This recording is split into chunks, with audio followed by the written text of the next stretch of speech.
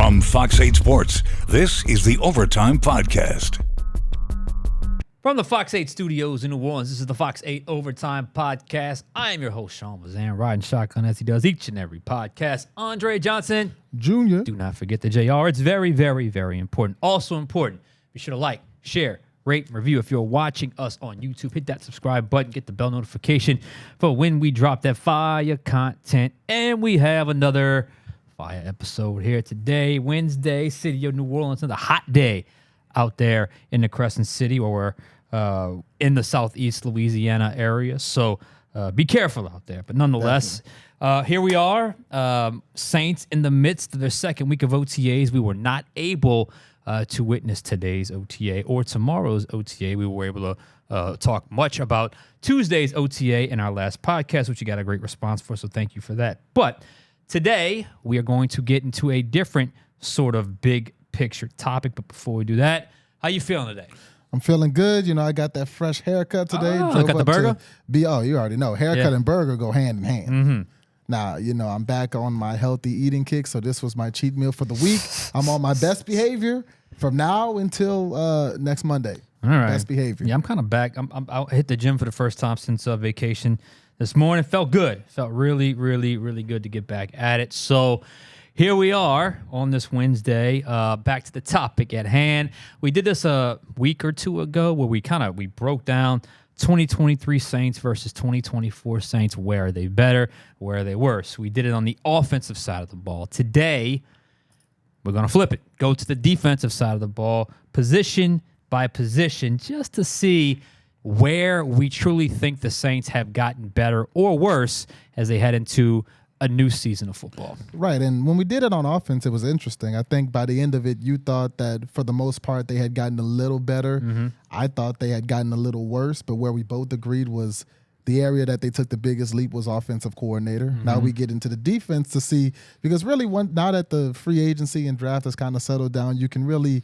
put these rosters side by side and maybe see something that you wouldn't have seen 2 or even a month ago. So we're going to start in the trenches. Up front, defensive end.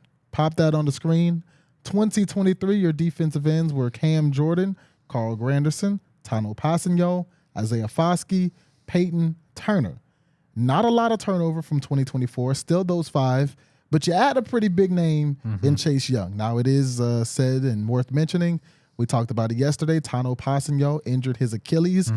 He's out indefinitely. There's a chance we don't see him all season, but the big name at the bottom right there, Chase Young, that was the Saints' marquee big free agent signing. Do you feel like that shifts this defensive end group towards the 2024 side? As I break it down, 2023 to 2024, for the most part, it's the exact same group with the addition of one player, and it's a pretty big addition when you talk about Chase Young. So at worst, it's even. At the absolute worst, it would be even just because you have the exact same group, but then you add in Chase Young. I just got to believe if there's any sort of optimism when it comes to his health and getting back on the field and any sort of production whatsoever, this group as a whole can be better or is better going into 2024 than they were going into 2023. Should also be noted, 2023, they underperformed. Other than Carl Granderson, this defensive end group underachieved. So it's not that hard to surpass last year's production, but you have basically the same group plus Chase Young. And as you mentioned, Tano Passanio has a torn Achilles. He'll be back at some point this season, but we don't know when exactly that will be. So while I am not necessarily enamored with this group, I do think it is in a little bit better position than they were a season ago. And saying that, it's still time for Peyton Turner to prove something. It's still time for Isaiah Foskey to make a leap. I still want to see what Cam Jordan has left. I still want to see Chase Young be a dominant player, because if he is, the Saints got an absolute steal.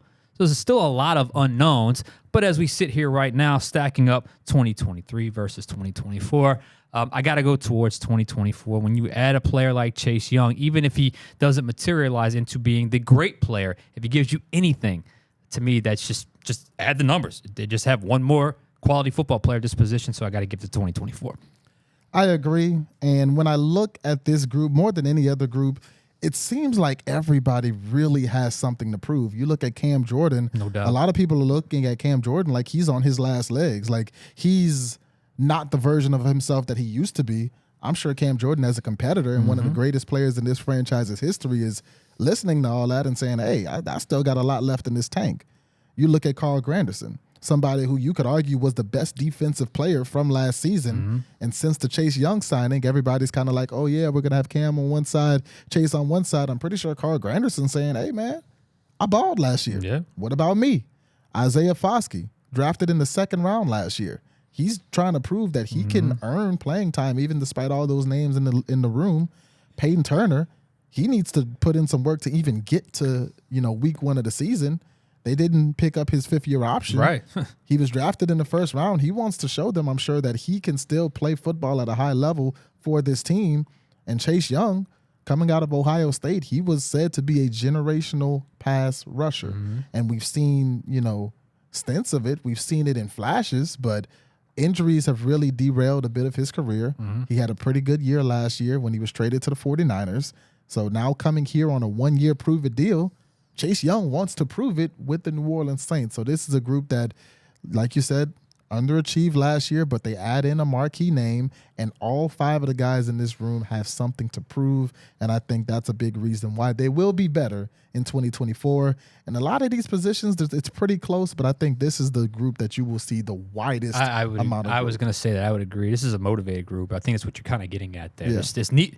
They need to be motivated. I mean, this group they've invested a lot. There's a lot of names here. Even with the Tano injury, there's still a lot of names. They still could look on the veteran free agent market late in the process just because you just never know what could pop up. So this group needs to be motivated. It needs to be better, and the organization needs this group to be better because, as we've said many times, they've invested so much in this group, and for the most part, they haven't got rewarded on that investment. So it's time for this group to step up. What's next? Up next, we go to the interior of the defensive line. We're going to defensive tackle. Another group very similar to 2023, but there is a little bit of a difference there. We start with 2023, Brian Brzee, who was a rookie, Colin Saunders, Nathan Shepard, Malcolm Roach, Jack Heflin, and P.J. Mustipher. Bring it over to 2024, still Brian Brzee, Colin Saunders, Nathan Shepard, all still here. Then you add in the rookie that they drafted in the 6th round, Christian Boyd, and you still got Jack Heflin. So a lot of similarities there. The biggest difference is the veteran Malcolm Roach is gone and the rookie Christian Boyd has come in. That's it. And look, this group, it's an interesting group. Again, last year they had their moments. Saunders had his moments. Brzee certainly felt like he was picking it up as a rookie. Shepard, Roach. So I didn't necessarily feel like this was a great group of D tackles last season, but I just, when you swap out a respected depth veteran like Malcolm Roach and insert a 6th-round pick like Christian Boyd, at least initially. Now we can go back and say that was a great draft pick by the Saints, Christian Boyd, but at least initially, you can't look at this list and say 2024 they are better just because you have proven experience that walked out and unknown small school experience that walked in at a critical position, at a position where it's not always easy to find depth. It's hard to really locate numbers. I do think Brian Brzee will take a leap from year 1 to year 2. I did see a lot of flashes from him last year. I do think I know the team wants him to take that leap to be that leap to be not just a leap from year 1 to year 2, but kind of be the guy at that position. You draft him to be that guy at that position. You invested in him. They want him to be that guy. I think Saunders is still a nice guy that can start for you, give you some valuable snaps. I think Shepard is a guy that at times can be a run stuffer. I think at times he struggled a bit. And then Christian Boyd, the young rookie, how soon can he get on the field? Will he be ready? The last Northern Iowa player we talked about was not ready. Can he be ready? It's along the line of scrimmage, and we know the leap between the line of scrimmage between small school to the NFL. It is massive. So while I am intrigued at the 2024 defensive tackle position for the New Orleans Saints, I have to be honest and objective and truly say the 2023 version heading into the season was better than the 2024 version. And for me, this is the closest one. I've been going back and forth ever since we decided on this topic. I might change my mind in 30 minutes, but the leap that I expect Brian Brzee to take is what's leaning me towards the 2024 side. Okay. Now, you are losing a bit of experience with Malcolm Roach and also someone we mentioned last segment, Tano Passigno. He's a defensive end, but he did bump inside a little bit. So with him being injured, you're kind of losing that as well. But Brian Brzee is a player that this team has been very high on. Obviously, they drafted him in the first round. And something that we really stuck out to both of us, especially you, though, you were there, before week 1 of OTAs, there was a Saints golf tournament. And you were talking to Dennis Allen about Lucas Patrick, the offensive lineman that they signed. And Dennis Allen went as far to say, before we signed Lucas Patrick, we went and talked to Brian Brzee. Yeah. Not Cam Jordan, not Carl Granderson, not any of the veterans, not even Colin Saunders. Right. We went and talked to the guy who was a rookie last year and asked how he felt about Lucas Patrick and what he saw when the two matched up against each other. And that really stuck out to me. That really shows me that this team is not only high on Brian Brzee, but they really value how or what he thinks. They value his opinion enough to consult a sophomore on free agent signings. I didn't even start his sophomore year yet. Exactly, right. So technically, you could argue he was still a rookie, so quote unquote. So to me, I think Brian Brzee is poised to potentially make the biggest leap of anybody on this team from last year to this year.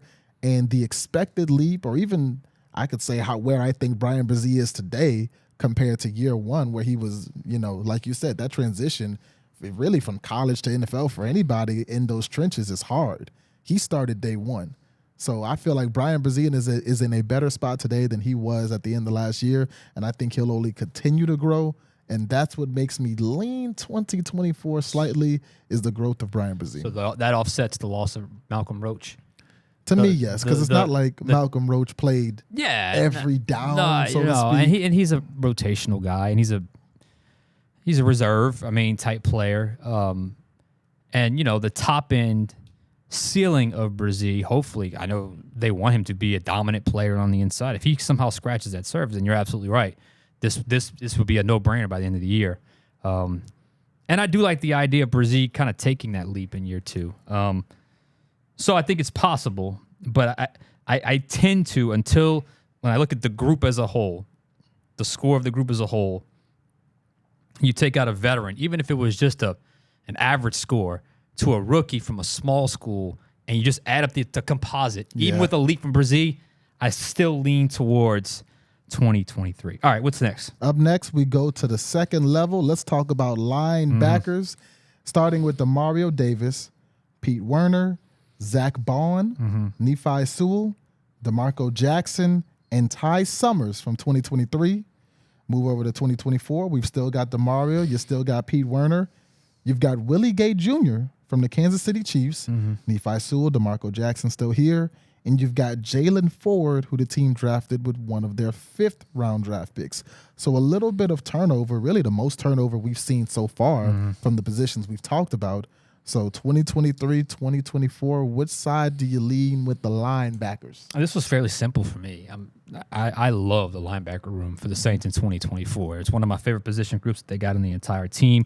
We saw all 3 of those guys on the field in different situations during OTAs, both last week and this week. I know in nickel situations, a lot of times you take a Sam linebacker off, but there's different things the DA does when it comes to his nickel groupings where you can do 3-3 and then 5 as opposed to 4-2 and 5 when it comes to nickel groupings. I think Willie Gay is a guy they're going to like. I think he's a guy that you're not going to be able to keep off the field with his speed, his instincts, his ability to blend in with the culture and the locker room. He's got a championship pedigree. And look, he's a guy that they sought out, and he liked the connection to the Saints when not necessarily the Saints were the top brand on the market, if you will, coming from the Super Bowl champs. Plus, you add in Jalen Ford from Texas, a guy who's rehabbing right now, but I do think he can battle his way onto the roster as a special teamer. And you take that, I just think the top 3, and you still have Sewell. Last year, I guess you could say the top 3 were Davis, Werner, and Bond. This year, I got it as Davis, Werner, and Gay. You still have Sewell, and you got a young draft pick that's available as well. And then Anthony Orgy. Is he still on the roster as well He from a is. season ago? He was an undrafted guy that battled his way on practice squad active.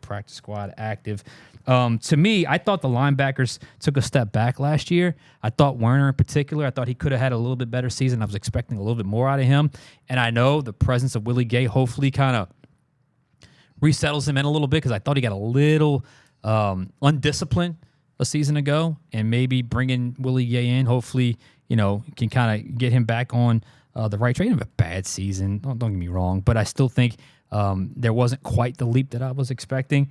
So I do think, though, with this trio and a kind of motivated Demario Davis, despite the fact that he's getting up there in age, 35 years old, what year is he in? 13, 14? I'm not sure what it is, but guy missed the game forever, knock on wood. This was an easy one for me. I like the 2024 Saints linebackers. I agree with you about the step backwards from 2022 to 2023 because in 2022, Pete Werner was one of the best. He was one of the best players on the team. Yeah.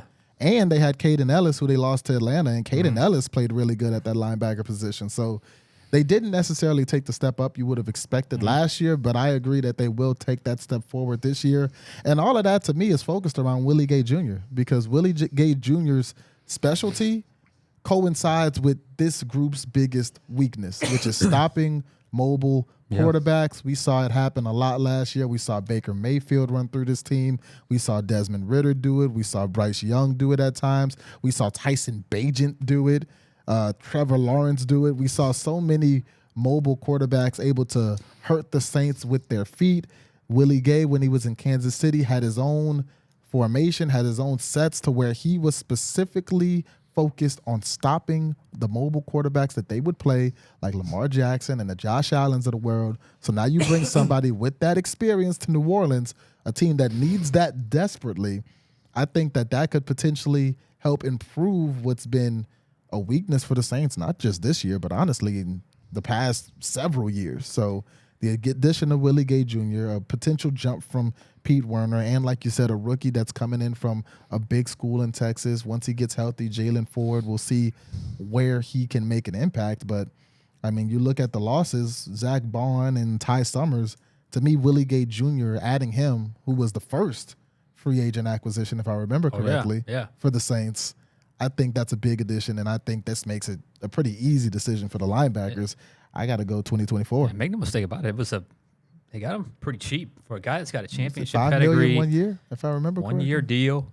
Coming from the Chiefs, they'll play what? They'll play Hurts this year. They play Mahomes this year. They play Dak this year. They play Jaden Daniels this year. So they'll have some mobile quarterbacks. And if you're really watching, look, he had it's crazy to say because he was here. I mean, they had a brilliant defensive coordinator that devised a lot in Steve Spagnuolo, who was an absolute disaster the one season he was here. But make no mistake about it, with a new offense and a new sort of commitment and confidence to that side of the ball from DA, I think he kind of feels like he can let those guys do what he has to do and let him focus on what is his best attribute, which is game day defensive coaching and game planning. So I really like the fit of the linebackers for the Saints in 2024, especially over 2023's regression. What's next? Next is a unit that might be another easy decision. Let's look at the cornerbacks. 2023, you got Marshawn Lattimore, Paulson Adebo, Alante Taylor, Isaac Yiadom, and Lonnie Johnson. Move over to 24. Lattimore, Paulson, and Alante are still here. You add in the second-round draft pick that you traded up to get in Kool-Aid McKinstry, and you add in a free agent acquisition from Detroit, someone who plays a little bit of corner, a little bit of safety, Will Harris. So which way 2024, 2023 are we leaning? Okay, because I had Harris in the safety spot, but he's played all of them. Yeah, I put him in both. I guess it would kind of make a difference on mine because of just sheer numbers. Look, I liked the way Yiadom played last year. I really did. It really depends on Lattimore's health because he plays 17 games. I think 2024 can be better, but you can't really bank on that. I love Kool-Aid, but he is still a rookie. Lonnie Johnson was a guy, he played corner and safety and came up with some big plays at different times. And you got to really kind of go back and think about it because it doesn't jump out, but he came up with some big plays at different times last year. Right. I like 2024's cornerback room, but a little bit like the defensive tackle position, there's still some youth in that group. And while I still think cornerback can be one of the strongest rooms on the entire team, if you just look, if Yadin wasn't so good last year, I probably would say 2024 because he was so good last year when no one really expected him to do anything. Yeah. When Lattimore went down. When you lost Lattimore, it was some serious fear. Now, look, they didn't play the greatest set of quarterbacks, but nonetheless, it was in the NFL. I got 2023 circled, but this could almost be a draw for me just because I still think 2024's cornerback room is going to be good, really good, and I still think 2023's was good, and I still think when it's all said and done, Lattimore is here till he isn't, like we talked about. Yeah. So I guess, look, I like Kool-Aid, and I know he's going to get on the field, and Alante's been kind of back and forth in nickel position. I think it's going to be a good battle.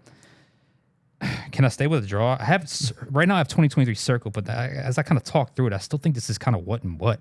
Is there really an obvious answer here? What do you have? I had 2024. Okay. I have Lattimore obviously cancels himself out. But when I look at Paulson Adebo and Alante Taylor, Paulson Adebo had his best season as a pro last season. Mm-hmm. I expect him to come into this year with confidence and a little better than last season. Alante Taylor was shaky and inconsistent at times, but he really closed the season out well. Isaac Yiadom, I agree, he was phenomenal last year. I think he was probably the most underrated player on this team, not just defender. But you are bringing in a guy in Kool-Aid McKinstry who you were so high on, you traded up. Right. In the draft, if the Saints were going to make a trade, we expected them to trade into the 3rd or the 4th round. They said, forget that. Let's trade up in 2. Let's get Kool-Aid McKinstry, a guy who we were both pretty high on. And I think Kool-Aid McKinstry, if he can win a battle against whether it's Paulson or Alante or whoever to get on the field, I think Kool-Aid McKinstry could be a guy who can make a relatively sizable impact early on. Then if you include Will Harris in this, you've still got that experience. I think he can pretty much offset Lonnie Johnson. So I actually leaned 2024 a bit because I really like Kool-Aid, and I expect Paulson and Alante to be a little better, especially Alante, because his spot is not promised. He's going to have to fight tooth and nail to keep that spot when Kool-Aid McKinstry gets healthy and gets back into mini camp and training camp practices. That's just it. There's going to be a battle there. He's been so outspoken about how he plays more natural on the outside. At OTAs on Tuesday, he was outside during base, inside during nickel. So, I mean, look, I like both rooms. I'm going to go with a draw there. I mean, you like 20, so it's not a wrong answer. I mean, it's going to be a strong group. It's going to be, and look, Dennis Allen's not going to have a bad cornerback room. It's just not. It's just defensive-minded coaches in particular, DB coaches, which is what DA was when he first got here. They're not going to have a bad cornerback room. So I don't mind 2024 being better than 2023. But I do think we're in agreement. Cornerback's been strong in the last couple of seasons for this team. Yeah, I mean, this is definitely the richest position that they have on the roster, in my opinion. I would agree. All right, so what's next? Up next, we're going to close this thing out with another one that I think can be pretty close, depending how you look at it, and that's the safety position. In 2023, you got the Honey Badger, Tyrann Mathieu, Marcus May, who is no longer with us, Jordan Howden, Ugo Amadi, Jonathan Abram, and JT Gray. Move over to 2024. You still got Tyrann, Howden, Ugo, Abram, and JT Gray, but you're adding in, I have Will Harris here as well because he played cornerback and safety. So a lot of the same names. You got Jordan Howden going into year 2, but you do have Will Harris coming in for 2024. Which way do you leave? Yeah, and we should also point out there's a lot of undrafted DBs that we weren't able to put on this list because there's a lot. So this is just projected guys right now. This could obviously change. But, I went with 2024. Here's why. Marcus May just didn't do it for me. It kind of underwhelmed me during his time here. They moved on from him pretty quickly in the process this offseason. And he's one of those guys that didn't try to restructure any contracts. They just straight up cut him. It just never seemed to click with Marcus May here. So I think that's a little bit of addition by subtraction. I like what Jordan Howden showed as a rookie. I think he can make a strong leap from year 1 to year 2. Is he a starter? I think that's the hope. I think that's certainly the hope he can be a starter. And I don't think it's going to be hard to offset what Marcus May gave this team. Will Harris gives him versatility at 3 positions, outside, inside, and safety. And he can also play special teams. Plus, you add in Ugo Amadi as another guy that can kick inside, play nickel. He can play safety as well. Jonathan Abram probably closed the season out a little stronger than people realized a season ago, especially in that Tampa game. Love JT Gray as a special teamer. So when I add this all up, given what May really just again, I just wasn't on board with him. And the growth that Hobden can show, Matthew still looks like he's a player. I think Harris is a guy that can really help you kind of fill a lot of lanes. When you talk about versatility, I think 2024 safety position might be better going into this season than what they were in 2023. See, I was thinking the opposite. This was the only position, because I've picked 2024 across the board so far. This was the only position where I leaned 2023. Marcus May was not very consistent last year, but in 2022, he played pretty well. He is a veteran.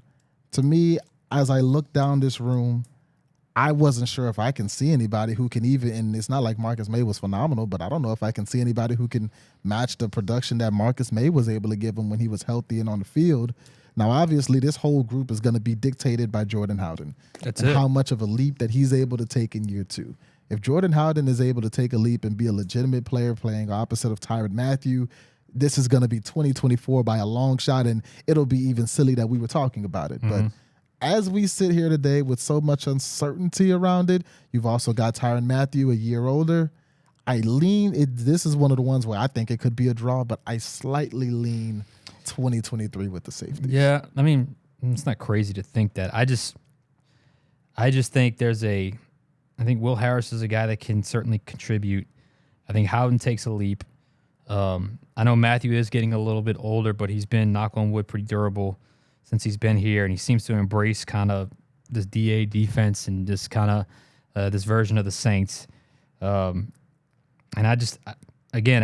May just underwhelmed me a little bit. I mean, maybe I'm just, I don't know. I got 2024. I feel pretty good about the whole defensive backfield, and I feel pretty good about the safety position as well going into the 2024 season. I just don't think it's going to be that hard to overcome the loss of Marcus May at that position. And this is another position where you might see an undrafted guy maybe sneak on, maybe if they can contribute in special teams, maybe if they make a play or two, training camp, preseason, whatever the case may be. I understand, again, the fear of walking away from a proven starter, veteran in Marcus May, and replacing that with Jordan Howden. To me, that is a little bit of a rookie. That is a little bit of a risk. But I thought Howden showed some things a season ago, and I really think Abram is a guy that's probably flying under the radar a little bit in terms of a contributor. Maybe he gives you a little more for the entirety of the season as opposed to just the back half like he did a season ago. So right now you've got the Saints for defensive end. You said 2024. D tackle you said 2023. Linebacker 2024. Cornerback it was a draw, but if you had to pick one, you'd pick 2023. Safety you've got 2024. For me, I had 2024 for DN, D tackle, linebacker, and corner, and I said 2023 for safety. But it seems like if you add those up, we both think that this defense did get better from the end of last year to the start of this season. I would agree. I got 3 for sure for 2024 and 1 tie. Even if you scored that for 2023, I only have 2 for 2023. So, yes, in my opinion, I think the defense as a whole is probably in a better spot going into the season than they were a season ago. And look, that season, 13th ranked total defense, 22nd against the run, 10th against the pass. Play some better quarterbacks this year, so they got a little more work cut out for them. But I do think they are a little bit better right now, at least on paper. This is all on paper. We'll see what happens, how it all plays out, than they were going into last season. Right, and one thing I really want to see this year, because when you look at this unit, over the last few seasons, it's had a lot of, we'll say, seasoned players. I don't want to call them old, but they've got a lot of veterans. Cam Jordan, Tyrann Mathieu. We talked about Marcus May earlier. Demario Davis. You got the Colin Saunders and the Nathan Shepard on the lines, but I really want to see the young players step up this year because you're starting to see some young players on this roster trying to work their way up the depth charts. And when I talk about young players, first one to come to mind, Brian Brzee. I want to see Paulson Adebo and Alontae Taylor get to the point where maybe you can start talking about them as the cornerback one on this team. It has to happen. The new blood has to eventually fill in the gaps here, and eventually they become the guys. I mean, that's the natural cycle of life in the NFL. And for DA, he needs to count his blessings in the Saints organization that guys like Cam, guys like Demario, and guys like Tyrann have been able to maintain, their ability to play well into their 30s and been and have also been remarkably available week in and week out for their entire stretch that they've been here. But yeah, at some point the new blood has to rise to the top, and it has to kind of become sort of the new faces of this defense. I like the Adebo, Taylor. I want to see Pete Werner kind of be that guy. So Isaiah Foskey. Foskey would be one, and I think Brzee, of all those names we mentioned, does he have Pro Bowl potential? I mean, if he can be somewhat disruptive, maybe he's the guy that can take that growth into just not being just a better player, but a guy that maybe can be one of the top tier players at the position in year number 2. Definitely. I mean, when you just look at players in their first 2 seasons, you've got Isaiah Foskey, you've got Brian Brzee, you've got Jordan Howden. You've got guys on this team right outside of the first 2 years. You've got Peyton Turner. You've got Pete Werner on the team. Yeah. Kool-Aid McKinstry, he's a rookie. So you've got guys who are young and who are going to be in contention for playoff time or playing time, and you really want to see them work their way up the depth chart because, like you said, Cam Jordan's not going to play forever. Right. DeMario Davis is not going to play forever. Marshawn Lattimore is not going to play forever. Tyrann Mathieu is not going to play forever. And when those guys inevitably either go to a different team or retire, if you don't want a huge step back, the guys who we mentioned, the Foskeys, the Brzees, the Alantes, the Kool-Aids, the Paulsons, the Werners, the Howdens, those guys are going to have to be able to step up and be your cornerback one, your star safety, the guy holding down the interior of your D-line at D-tackle, your premier pass rusher. Right. The guy roaming in the middle of the field at linebacker. Yeah. Those guys are going to have to step up and play those roles. And this time in their careers, this is the time where they start building those blocks. And I want to say for Werner and Adebo, 2 solid picks from the 2021 draft class, I think this is contract years for them as well. Mm-hmm. So time to get paid. You know, play good, get paid good. You know what I'm saying? So make some money on the football field as well. So there's plenty of motivation all around for the 2024 Saints defense, but we're in agreement. Right now, on paper, they look slightly better than they looked a season ago. All right, I think that'll do it for us here today, unless you have anything else. Nope, I'm good. Of course, but we've done offense and defense. You feel like their offense and defense has improved from last year. I felt like their offense maybe took a small step back, but I think the defense is better. We'll see. We both said the coordinator will take that offense up a bit, so just judging off of that, I think there's a lot of reasons to be excited about where this team is now compared to where it was in January when the season ended. Yeah, we'll see. I mean, I think I could say 2024 defense is better. 2024 offense, there's still some major vulnerabilities. There's still some major questions that have to get answered, but that's a different topic for a different day, which I'm sure we will get into. Anyway, for Andre Johnson Jr., I am Sean Fazende. We'll catch you guys next time on Overtime.